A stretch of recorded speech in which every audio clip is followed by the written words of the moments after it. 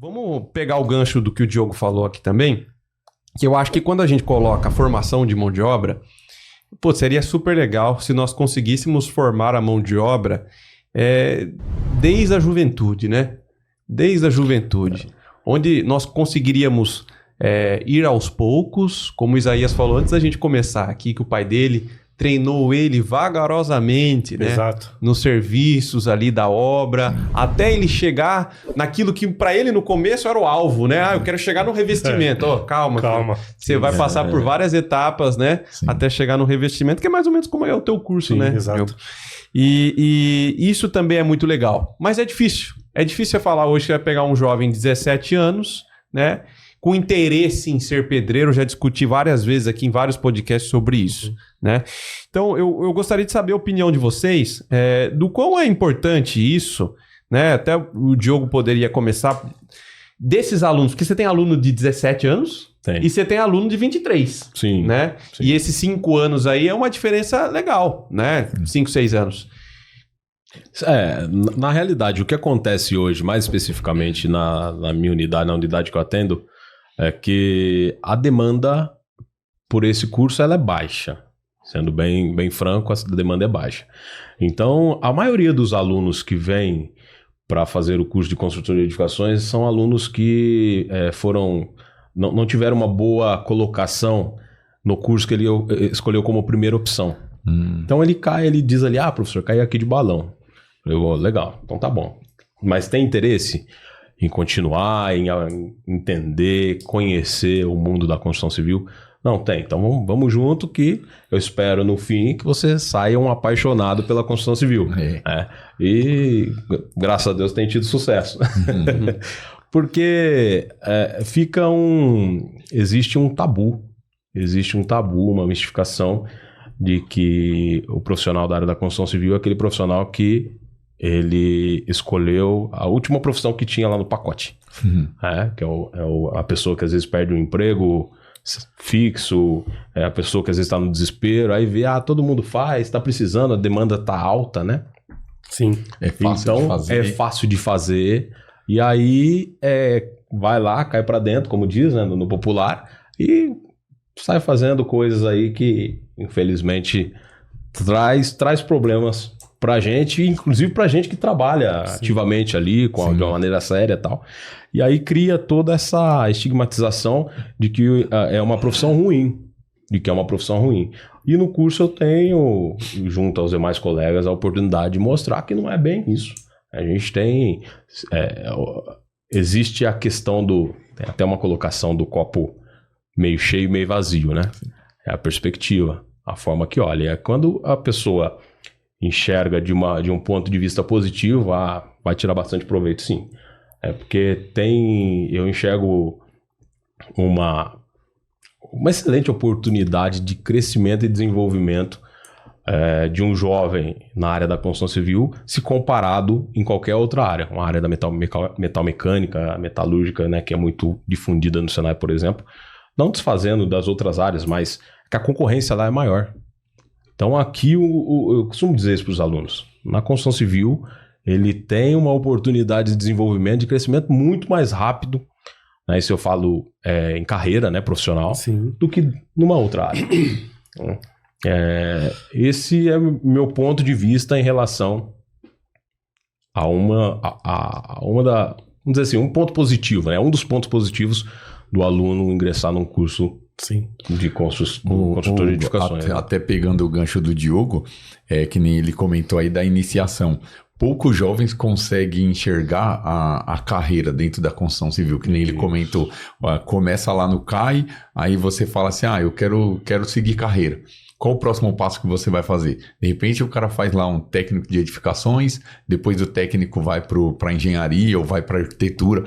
Poucos enxergam isso. Exato. Geralmente a iniciação, eles levam para aquele ponto que ele fala, o serviço pesado, será que é isso que eu quero? Não é isso aqui que eu vou seguir. Então assim, a gente já fez bastante treinamento aí em Senai mesmo e você vê nos jovens, quando você está lá na frente, falando, dando orientação, são poucos que realmente presta atenção com aquele olhar de tipo, vou adquirir um conhecimento aqui porque isso vai servir para mim. Exato. Então, é difícil. E um outro ponto que ele comentou, que é difícil pra gente que já tá no meio, porque assim, se você para pensar, nem vocês três, por exemplo, você é professor, o Hugo é engenheiro já formado, o Isaías arquiteto formado, eu não sou engenheiro ainda formado, mas já estou estudando, estou na área há 15 anos. E aí, o conhecimento que eu aprendi com tantos de profissionais que eu passei, por quê? Porque eu tinha um foco. Então você fala, pô, é isso que eu quero, é isso que eu vou seguir. Antes de tudo isso aqui, eu era bancário. Não tem nada a ver, entendeu? Então você fala, pô, quando eu entrei, que eu me apaixonei pela construção civil, falei, eu vou seguir aqui, e o Isaías sabe disso, eu fui fazer vários cursos dentro da construção civil para aprender. Então quando você chega num determinado ponto e você orienta, você vai falar com um pedreiro de norma, eu acho que você tá falando besteira, entendeu? Então é difícil, é o que você falou, é um processo assim, a gente pode discutir isso aqui por anos e a gente nunca vai conseguir pôr na cabeça daquele que não tem um verdadeiro interesse igual nós tivemos, que realmente dá para mudar o segmento fazendo sempre o melhor. É profissionalizar, né? Eu acho que profissionalizar se resume nisso. É difícil, é complicado você colocar isso, passar isso para o aluno ali. A gente está falando de aluno, mas não é só aluno, né? Às vezes num bate-papo informal ali com um pedreiro, um pintor, um armador, enfim. Tem muito do cara aprender com o tio, com o pai, com o avô, com o vizinho, né? Muitos profissionais hoje, eu acho que a maioria deles no ramo, eles vêm nessa pegada, né? Sim. E não é um problema isso. A questão é que eles se bloqueiam, né? Forma ali um bloqueio e não aceita agregar uma coisa a mais, tal, enfim. Mas para vocês terem uma ideia, eu vou resumir a minha carreira inicial no segmento da construção civil. Foi com meu pai. Então fui trabalhando com ele. E depois, passado alguns anos, no depósito de material no bairro Lausanne Paulista, havia uma faixa, um depósito de material do alemão. Aperfeiçoamento da quartzolite. Aí meu pai se interessou para saber como é que é esse curso. Aí o balconista explicou e tal. Naquela época do telegrama, né? Faz a inscrição. Sim. Que a gente vai enviar um telegrama na sua casa para você ir até o Senai da construção civil fazer o curso de aperfeiçoamento da quartzolite. Bom, chegou o dia, fui. Foi um trabalho de 4 dias, né? E o bacana é que, após o término do meu serviço, os instrutores do Senai gostaram do meu serviço. Na época eu tinha uns 20 anos de idade. E fizeram o convite para participar da Olimpíada do Conhecimento. Aí fui campeão estadual, nacional, né? E fiquei em 5º lugar no Mundial. Assentamento cerâmico. Legal, cara. Assentamento cerâmico. Assentamento cerâmico. Modéstia à parte, é o melhor assentador cerâmico que eu conheço, hein? Eu entrei nesse universo agora, aí, tem uns 2 anos. Sim. Tô participando, ainda faço parte. Acho que posso me considerar como parte do time. Nossa, E o mais bacana foi o seguinte, após o término, eu havia parado de estudar. Falei assim, vou ser sempre pedreiro, para que eu vou estudar? Né? Aí tá bom. Aí fui contratado, passado um tempo, fiquei ministrando aula no Senai e surgiu a oportunidade de trabalhar na Veracity. Né? Aí o gerente agendou o dia de fazer entrevista e tal, já fui contratado no primeiro dia, eu fiquei até meio assustado. Nossa, mas como assim? Já contratado, Sim. né? Enfim, comecei a minha carreira.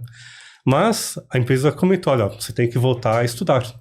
Aí voltei a estudar, terminei o segundo grau, fiz o curso de mestre de obra, depois o curso técnico em edificações. E aí terminando o curso de edificações, fiquei ministrando aula de revestimento cerâmico e impermeabilização durante 6 anos. Aí eu parei e voltei a estudar. Fiz arquitetura, passado 2 anos após o término, terminei a pós-graduação em impermeabilização no IDD. Olha que legal. Né? Então, a gente percebe que através de um estudo, né, eu fui longe em comparação ao meu passado, em termos de pensamento. Mas o estudo, ele agrega muito valor. Por exemplo, na obra a gente fala assim, Fernando, faça para mim, por gentileza, um chapisco simples. O que é um chapisco simples? Cimento, areia e água. Então, quando eu pedi para ele fazer, treinado pelo Isaías, que eu sou pedreiro, ele é meu colaborador, quando eu comentar assim com ele também, faça para mim um chapisco aditivado, com adesivo, ele já sabe como é que funciona. Então é dali, através das pequenas coisas, que vamos já educar a mão de obra para quando ele colocar a mão na colher de pedreiro, mais a desempenadeira, ele consegue desempenhar um chapisco com qualidade. E tudo isso que a gente comenta de estudo, de traço, de cálculo matemático, argamassa polimérica, por exemplo. Vamos impermeabilizar um banheiro antes do assentamento cerâmico. Ah, mas a placa cerâmica é um porcelanato, ela tem um grau de absorção de até 0,5%. Não, porcelanato é um acabamento. A impermeabilização, ela envolve parede, piso, entra para dentro do coletor. É um sistema totalmente diferente. Então, a gente não precisa fazer um cálculo matemático, claro, 3 ou 4 quilos por metro quadrado, multiplicado pela área. Aí o resultado, que é o total de quilos, se divide pela quantidade de caixa, e a quantidade de caixa que você vai encontrar é o que vai ter que consumir dentro da área. Olha, não, mas a argamassa polimérica aplica em demãos. Não, o método é demãos. A gente tem que dar benefício, entender o conceito que quem vai impedir a passagem d'água é o consumo por metro quadrado, que é o mínimo, e a mão de obra sem deixar erro executivo, para atingir a famosa estanqueidade. Então, são conceitos simples que, de forma educada, fazendo o curso, a gente consegue aprender todos esses quesitos, né, básicos no segmento da construção civil, para a gente atingir um objetivo. Qual é o objetivo? É realizar sonhos. Né? Qual é o ser humano que não quer ter a conquista da sua casa? Então, nós que executamos serviço, nós temos que realizar o sonho do nosso cliente e não fazer o sonho dele se tornar um pesadelo. Se você gostou desse corte do podcast e quer continuar nos incentivando a trazer episódios novos por aqui, curta e se inscreva no canal. Isso é muito importante para nós. E se você quiser comentar a respeito desse tema, desse vídeo, ou até sugerir temas novos, convidados novos para a gente trazer aqui, coloque nos comentários. Eu mesmo vou te responder. Um grande abraço. Tchau.